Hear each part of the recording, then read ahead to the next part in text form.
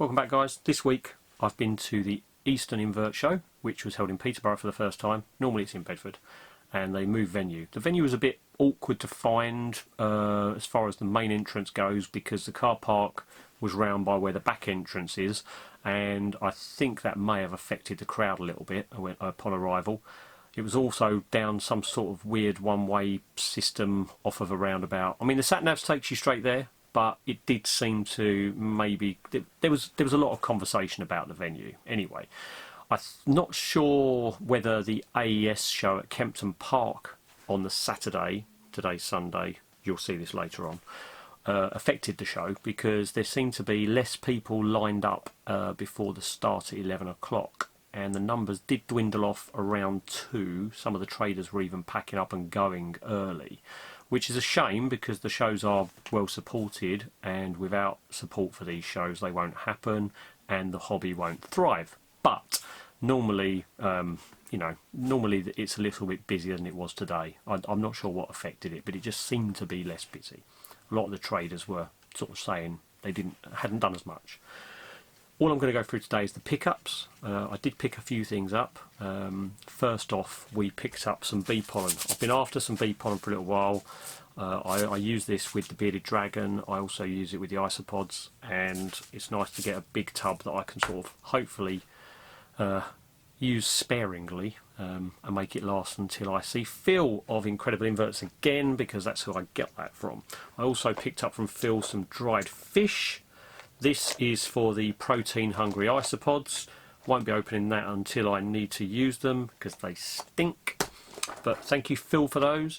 I then shifted across to the next table, which was Leah of Unusual Pets with Terry, and I picked up some white wood, big bag of white wood, 2 bags of lichen, which again, isopods and roaches. For the whitewood and the lichen for the isopods. I then also picked up a little bit further along. I went to the insect farm and I picked up this big bag of oak beech mix. This will be used mainly for the sun beetles and the Cuban burrowing roaches that we've got, but this bag will probably not last me very long at all, because they both eat it like crazy. I then went round to a spider shop and picked up some jelly pots, and also for our jumping spiders I picked up a few green bottle casters. I picked up a couple of tubs of those.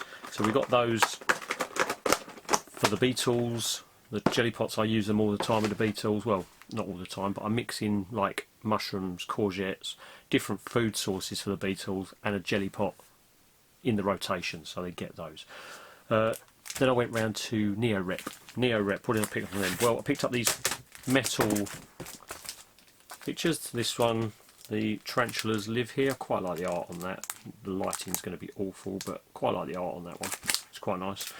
And I quite liked this old school sort of like very sort of B-movie type poster as well. Pretty cool. So I got those from them. They were pretty good price as well. I think they were £10. I then decided to go round and see the guys at Flexi Crawlies. Flexi Crawlies, I don't know if that's going to be in focus, but this is a 3D printing company, Jordan and Mark. They do 3D printed designs. I picked up this little tiny jumping spider, which is pretty awesome. It's all like movable and stuff like that, and a bearded dragon. This bearded dragon's pretty cool. I do like it. He's pretty nice, pretty good print. There's no sort of noticeable lines in this. It's pretty detailed print. I know they've got a very good printer, and yeah, I don't know why I got them, but as you know, I love my bearded dragon, and I think he's my favourite pet in the world, and so I had to get one of those. So I got those. Anyway, then we wandered further around. What else did I get? Ely Exotics was next. I'm going to get the big bit out of the way. This huge enclosure, which is the Zoomed creatures enclosure. Now, I'm not sure the dimensions of this, but I think it's 45 by 30 by 20, and I have nothing to put in it. Suggestions in the comments, please. But this comes with a little bit of cork bark and a little rock dish and some other little bits in the box, a bit of substrate and stuff. But these were from Ely Exotics, and these are £45, which I think is a brilliant price. So I picked up one of those, as they sell out pretty quick. Ely Exotics, Cambridge Way, brilliant shop, brilliant shop. Lighting's very strange on this video today. I do apologise if it's not great. What else did we pick up? Well, lastly, I went round again. I got this from Buzzard Reptile. This is the 24 watt 6% UVB Luminize. Now, it's a T5 UVB, and I've picked this up. As you can see, it's quite long. This is the 60 centimetre one.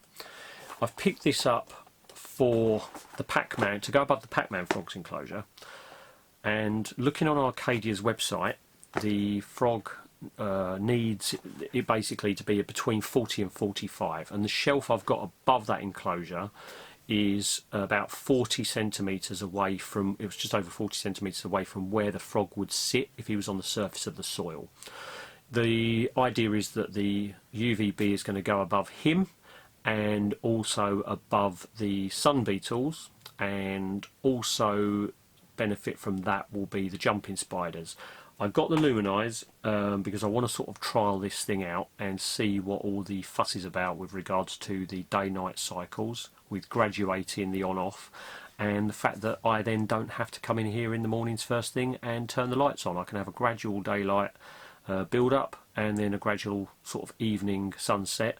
We can put it over there, set up over there, and leave it be, and hopefully it will benefit the frog, and I'm looking forward to seeing if it benefits the sun beetles. I mean, they breed well anyway, but to have this over the top, we might see a little bit more activity. I'm expecting them to be climbing up quite a bit on the decor at the back, because this will be more towards the back of their setup anyway. But we'll see, we will see. The jumping spiders will benefit, they'll love it. At the moment I've got like this LED light above them, but to have actual UVB will be far, far better. And that's pretty much all the dry stock we picked up, because I run out of money. No, I didn't really. What else did we get? Well, there was one thing I did pick up. I haven't picked up any livestock for a while due to the room, but I have a couple of 10 by 10 by 15 enclosures that are screaming at me behind the camera that need something to be housed in them. And I haven't had a mantis for a little while now. Obviously people know, if they've watched the channel for a while, that we've had 3 mantises here. We've had one which was Ninja, the Herodula majuscula, the giant Asian. And we had him from a tiny little instar all the way through to maturity, and passed away from old age.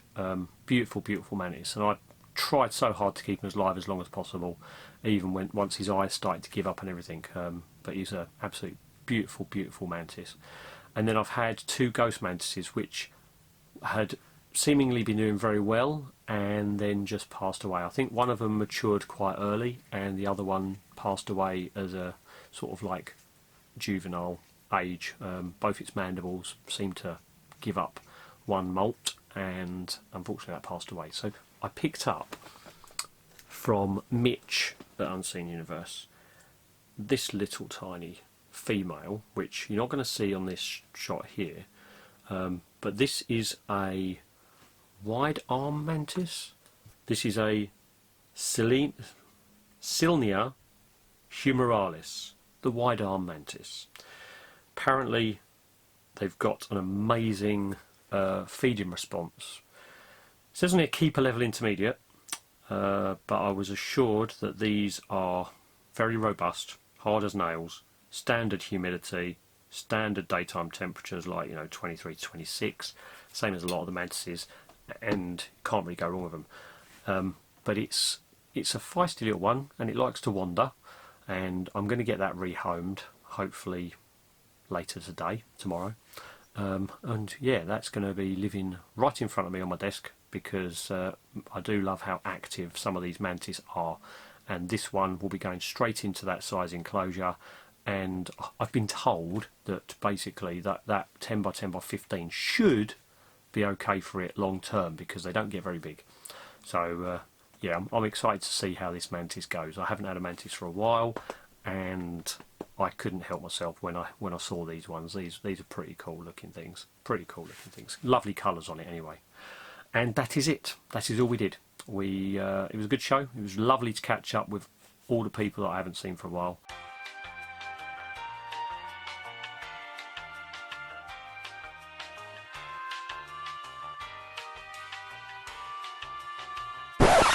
Whilst editing today's video, I realised that I'd completely missed out one person that I definitely need to mention. Go and give, if you wouldn't mind, it will do me a massive favour, and I'd really appreciate it if you could go and give Spider Diaries a subscription, or at least, you know, go and say hi, like some of their videos, but give them a sub.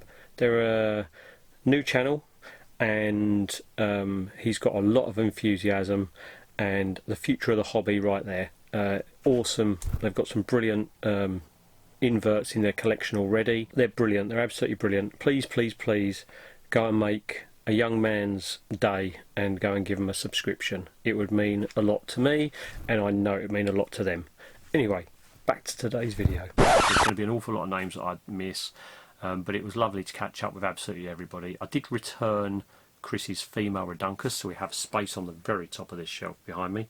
And yeah, I also dropped off one of my curly hairs to Courtney, as I promised her a while back when she said she hadn't got a curly hair. We couldn't have that, and so I gifted her a curly hair. So hopefully that curly hair will grow nice and big for her. And that is it. That's all we did. Anyway, did you go to the show today? If you did, leave some comments below. What did you pick up? It'd be lovely to sort of see what people did grab today. I wasn't sort of overly worried. Nothing caught my eye too much apart from this mantis, and I didn't go there with the intention of buying loads. But if you saw something that you don't normally see there, it'd be interesting to know who had it and what they had. And that's it. Anyway, it was nice to meet everybody again today, and it's always nice to catch up with my friends. If you did like today's video, please give it a like. Please let me know what you picked up. If you didn't go today, let us know which show you're going to next, if you are intended on going to one. And my next show is going to be the Mildenhall show for Halloween, and Phil's show, Phil's mum and dad's show, and I'll be there. And I think that's probably going to be my only last show of the year. So if you are going to that one, let us know. Anyway, I'll catch up with you guys next week.